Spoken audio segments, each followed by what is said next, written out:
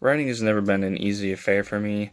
In high school, English was consistently the lowest grade on my transcript.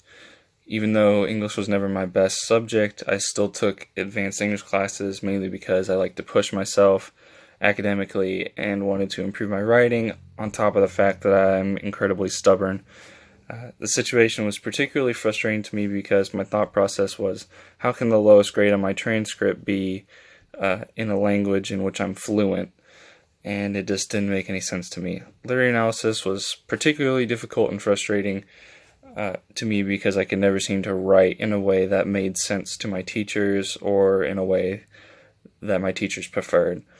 Up until my senior year, when I had Miss Sisson for AP Language and Composition, literary analysis caused me a ton of trouble. I never struggled with analysis in other classes. In physics, for example, I could plot data points on a graph and use that analysis to come to a conclusion. Yet in English, I couldn't seem to grasp how to take literary analysis and make it make sense. And it was Miss Sisson that helped me do that. Up until when I had Miss Sisson, I had been analyzing English by trying to connect dots that weren't really there. In physics, for example, it was simple and intuitive to me that you connect data points from a graph and then derive a conclusion from that information. Ms. Sisson explained that English uses the same type of analysis.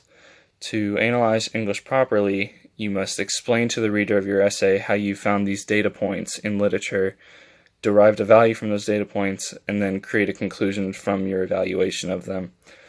When I had written essays previously, I completely neglected to show how I derived my conclusions because I figured my audience would understand the quote that I was using, and instead of explaining my thought process, I just skipped straight to the conclusion. My previous teachers would tell me that I wasn't analyzing quotes fully, and I completely misunderstood what that meant.